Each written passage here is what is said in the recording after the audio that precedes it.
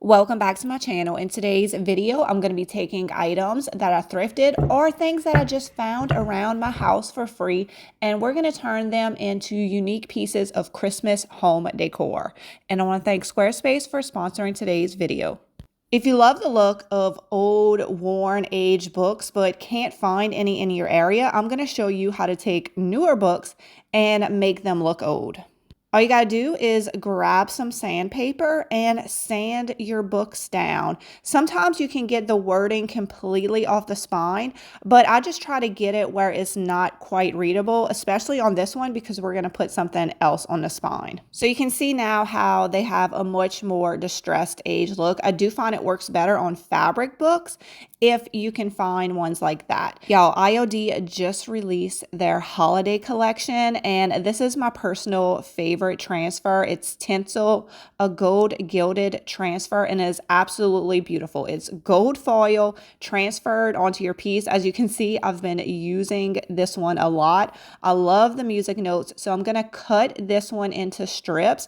It is the perfect size to put on the binding of books. So you're just gonna use it like a normal transfer. Take off the backer, put it on your piece, grab your transfer stick, and it just comes right off, and it is this shiny gold foil. And y'all know that I love white and gold for Christmas, and then when you put it on these darker reds and greens, it just looks absolutely amazing. The binding is looking great, but I do want to add something to the front of this book. This transfer does have lots of labels and other elements that would look great, but I just thought the wording from the music sheet paper will look perfect on the front of this book. Y'all, I just can't get enough of this transfer. I love how you can get these shiny gold images on here. I think it is just absolutely amazing, and I just want to embellish this book a little bit more with a little jute twine and some brass bells that I had in my stash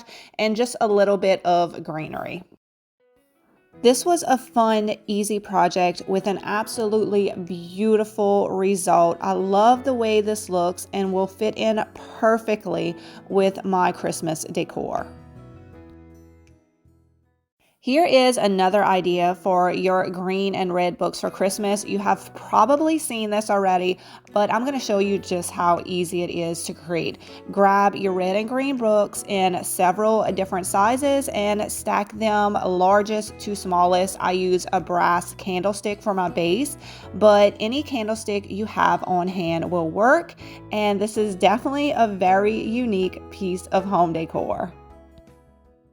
I know y'all get these Amazon bags at your house, maybe even on a daily basis, but no judgment here. But I'm going to show y'all something y'all can do to upcycle them and reuse them. I actually got this idea from Summer at Hammond's Nest, so y'all be sure to check out and see what she did with her Amazon bag. The first thing you want to do is flip it inside out, and if any of your edges have ripped open, just glue them back together with some hot glue. You can paint your whole bag if you want it, but I personally don't mind a brown paper bag look, so I'm going to go with it. But the top did still have some Amazon labeling in it. This is Dixie Belle chalk paint in the color Rustic Red, and I'm just going to put one quick coat on here. This is one of Iron Orchid Designs' new limited edition holiday stamps. It's called Frosty's Sweet Shop. You get these cute little snowman along with a little sign, some greenery, and some candy canes. I'm taking the Frosty's Sweet Shop sign and some holiday red ink. That's some ink I made myself. So if you didn't know, you can actually mix the IOD ink. So this was the tomato red with some black to create a deeper red color, almost like the rustic red Dixie Belle chalk paint that I used on the top. It's almost the exact same color. So I'm going to ink this up, and I'm going to stamp our brown paper bag. That came out great, and I love how it has just a natural distressed look to it. Now, all of your stamps come with a mask, and this is how you layer your stamps. So I want to put a little snowman behind the Frosty Sweet Shop sign. So I'll put a mask over the sign. I'm going to ink up just the top of my snowman because that's the only part I'm going to be stamping. And what's going to happen is any part of the stamp that I want behind the sign is going to go on the mask. So it looks like the snowman is behind the sign. So if you haven't tried layering your stamps, it's as easy as this.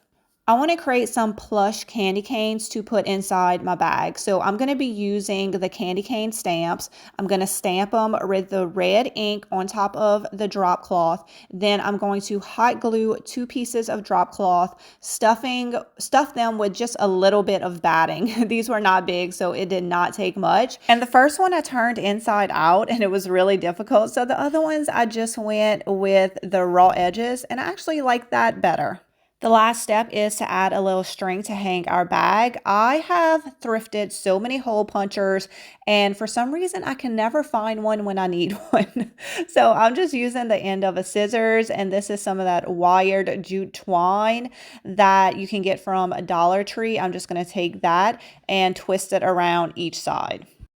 Since you probably already have some of these supplies at your home, I feel like this is something you could have a lot of fun with and do a bunch of different bags. Maybe even use these bags to wrap some of your Christmas presents. I think that could be a really fun idea, and you could even get your kids involved. If you do not know what Squarespace is, it is an online hosting platform, and that is who I chose to host my website, juliesdesignsandsigns.com. Squarespace makes it so easy to create a website without any web design experience with their design intelligence program. They help you create a beautiful website with AI technology, as well as help you create beautiful and professional listings. And with Squarespace payments, they are making it easier than ever to accept all your payments in one place. There's so many different options for your customers to pay. And if you're a business, you know you need as many options for your customers as possible. So if you think you're ready to take your business to the next level, make sure you head to squarespace.com to start your free trial. And when you are ready to launch your website, go to squarespace.com/juliesdesignsandsigns to save 10% off your first purchase of your website or domain. For this project, I grabbed some scrap fence board out my stash, cut down to the size I needed, and then I drilled 2 holes in the top of each board. This is Iron Orchid Designs' new limited edition Christmas tapers mold.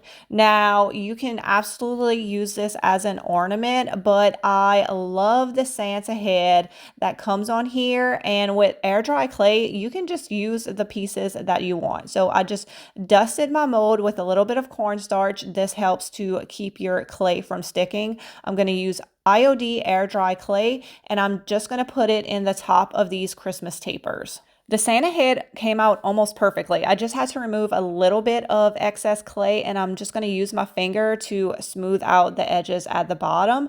And then for Frosty, it had like icicles almost. So I decided just to pull off a little bit of extra, and I like the way this looks. I think it's going to go with the rustic effect that I'm going for. Now, not only do they have the Christmas tapers, but they have these angelic tapers with these cute little angels. Y'all just wait and see how cute these are. So I'm just going to use 2 of these. I'm going to dust them with some cornstarch, put some clay in them, and then they'll be ready to pop out. And look how cute these little angel faces are. I think they are absolutely adorable. Next, I'm going to take some jute twine and loop it through the holes that I created in the wood to create a hanger. And I use jute twine. I feel like it goes with the rustic look I'm going for, but you could absolutely use ribbon or anything else you had on hand. Some rusty wire would also be really cute. And I'm going to take my Gorilla Glue and glue my clay pieces to the wood. And the final touch is I'm just going to take 1 sprig of greenery and glue it to the wood boards. One of my favorite combinations is IOD air dry clay and wood. They just pair so perfectly together and just gives a beautiful rustic look for Christmas. You can use these as ornaments or just as small pieces of Christmas decor.